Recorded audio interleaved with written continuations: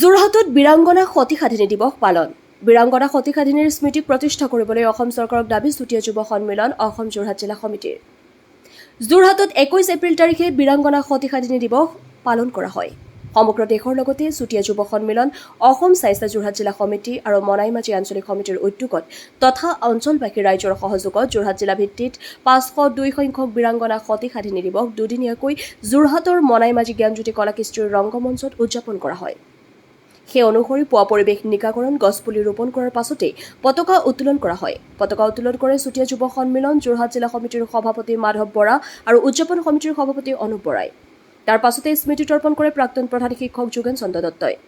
তাৰ পাছতে সংগীত সূৰ্য তথা চুতীয়াৰ জোৱাই জুবিন গাৰ্গলৈ শ্ৰদ্ধাঞ্জলি জনাই দেও কুবেৰ আৰু শলিতা লগোৱা সেৱা অনুষ্ঠিত কৰে।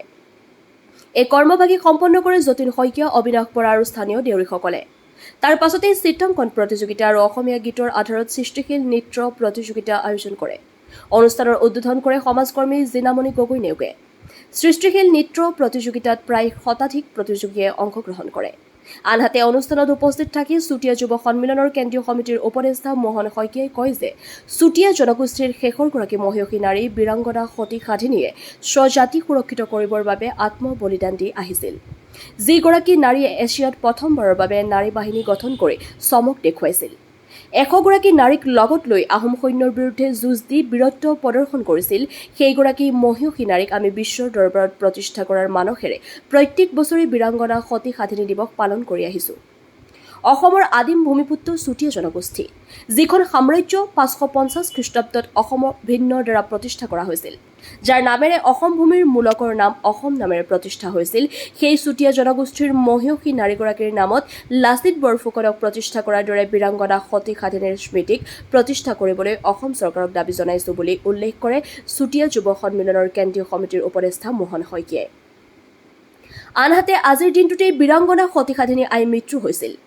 আজিৰ দিনটোতেই কুৱেটৰ দেৱতাৰ আশীৰ্বাদ বিচাৰি মহিয়সীগৰাকীক স্মৰণ কৰিছোঁ, যাতে আমাৰ চুতীয়া জাতি আগুৱাই যাব পাৰে বুলি উল্লেখ কৰে যোৰহাট জিলা সমিতিৰ বিষয়ববীয়াই। ইফালে সন্ধিয়ালৈ কণ্ঠশিল্পী মানস বৰা আৰু ইবিত্ৰা ৰাণী চুতীয়াৰ গীতৰ শৰাইৰ লগতে জনপ্ৰিয় কৌতুক পৰিৱেশক এন তামুলীৰ অনুষ্ঠান অনুষ্ঠিত হয়।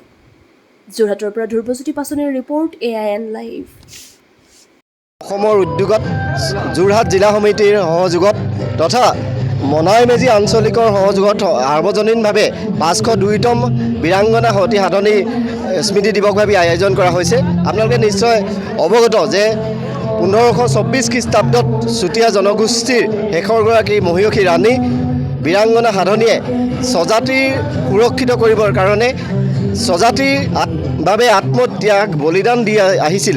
সেই বীৰাংগনা ৰাণীগৰাকী আমি আজি শ্ৰদ্ধাৰে সোঁৱৰিছোঁ, যিগৰাকী ৰাণীয়ে এছিয়াত প্ৰথমবাৰৰ বাবে নাৰী বাহিনী গঠন কৰি সমগ্ৰ বিশ্বতে চমক দেখুৱাইছিল।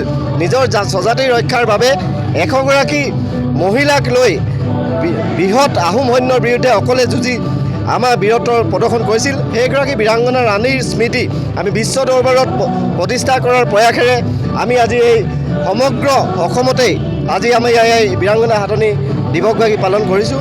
আপোনালোকক গৌৰৱেৰে ক'বলৈ পাই আজি আমি খুব গৌৰৱবোধ কৰিছোঁ যে আজি প্ৰথমবাৰৰ বাবে চুতীয়া যুৱ সন্মিলন অসমৰ উদ্যোগত অৰুণাচলৰ লোৱাৰ দিবাং ভেলী জিলাত ভীষ্মক নগৰত আজি এই আমাৰ বীৰাংগনা সতী সাধনীৰ স্মৃতি দিৱসভাৱে পালন কৰা হৈছে। আমি এইটো কথা গৌৰৱেৰে ক'ব বিচাৰিছোঁ যে অসমৰ আদিম ভূমিপুত্ৰ চুতীয়া জনগোষ্ঠী যিখন সাম্ৰাজ্য 550 খ্ৰীষ্টাব্দতেই অসম ভিন্নৰ দ্বাৰা প্ৰতিষ্ঠা কৰা হৈছিল, যাৰ নামেৰে অসম ভূমিৰ মূলকোৰ নাম অসম হিচাপে প্ৰতিষ্ঠিত হৈছিল, সেই চুতীয়া জনগোষ্ঠীৰ আমি মহিয়সী ৰাণীগৰাকীক অসম চৰকাৰ তথা কেন্দ্ৰীয় চৰকাৰক আমি দাবী জনাব বিচাৰিছোঁ যে বিশ্ব দৰবাৰত লাচিত বৰফুকনক প্ৰতিষ্ঠা কৰিবৰ কাৰণে যেনেধৰণে ব্যৱস্থা গ্ৰহণ কৰিছে তেনেধৰণে ব্যৱস্থা গ্ৰহণ কৰিবৰ কাৰণে অসম চৰকাৰক দাবী জনাইছোঁ। আৰু ইয়াৰ যোগেদি আমি সমগ্ৰ অসমবাসী তথা ভাৰতবাসীক আমি আমাৰ এই বৃহত্তৰ ৰাণীগৰাকী স্মৃতি দিৱসক শ্ৰদ্ধাৰে আমি তেখেতসকলক সম্ভাষণ জনাইছোঁ। চুতীয়া যুৱ সন্মিলন অসম তথা চাইছা চমুকৈ যোৰহাট জিলা সমিতিৰ উদ্যোগত তথা মনাইমেজি আঞ্চলিক সমিতিৰ সহযোগত দুদিনীয়া কাৰ্যসূচীৰ আয়োজন কৰা 502 সংখ্যক বীৰাংগনা সাধনী দিৱসভাগী আজি প্ৰথম দিনা কাৰ্যসূচী ইতিমধ্যে আমি আয়োজন কৰিছোঁ। এই প্ৰথম দিনা কাৰ্যসূচীতে ইতিমধ্যে আমি পুৱাৰ পৰিৱেশ নিকাৰণৰ পৰা ধৰি বৃক্ষৰোপণ, তাৰপৰা পতাকা উত্তোলন কাৰ্যসূচী, তাৰপাছত আমাৰ যি জাতিৰ পৰম্পৰা ঐতিহ্য ৰক্ষাৰ বাবে আমাৰ যি কুবেৰ দত্ত বলিতা লগোৱা সকামভাগ যিভাগ আমাৰ জাতিৰ বাবে আজি উপৰি পুৰুষসকলে আমাৰ স্মৰণ কৰি আহিছে, সেইভাগো আমি আজি এই ক্ষণতে পবিত্ৰ ক্ষণতে আমি আজি আয়োজন কৰিছোঁ। যিহেতু আমাৰ জাতিৰ অন্তিমগৰাকী যিগৰাকী মাতৃ ৰাণী সাধনী আইগৰাকী যি আজিৰ তাৰিখত মৃত্যুবৰণ কৰিছিলে, যিহেতু তেখেতে কাৰোৰ ওচৰত নিজকে পৰাভূত নকৰি নিজৰ শক্তিক প্ৰদৰ্শন কৰি তেওঁ মৃত্যুবৰণ কৰাৰ বাবে আজিৰ দিনটোত আমি তেখেতক সতী সাধনী দিৱস হিচাপে আমি পালন কৰোঁ। সেয়েহে তেখেতৰ মৃত্যুৰ দিনতে আজি আমি এই পৰম্পৰাভাৱে কুবেৰ দত্ত দেৱতাক স্মৰণ কৰি জাতিটোৰ বাবে যি আমাৰ মংগল কামনাৰ বাবে আমি আগবাঢ়ি যাব লাগে, তাৰে আশীৰ্বাদ বিচাৰি তেখেতৰ ওচৰত আমি আশীষ লৈ আজি আমি দিনজোৰা কাৰ্যসূচী আয়োজন কৰা, দুদিনীয়া কাৰ্যসূচী আয়োজন কৰা, আজি প্ৰথম দিনা কাৰ্যসূচী আমি আয়োজন কৰিছোঁ। ধন্যবাদ। যিকোনো খবৰ বিজ্ঞাপনৰ বাবে যোগাযোগ কৰক 7896121996।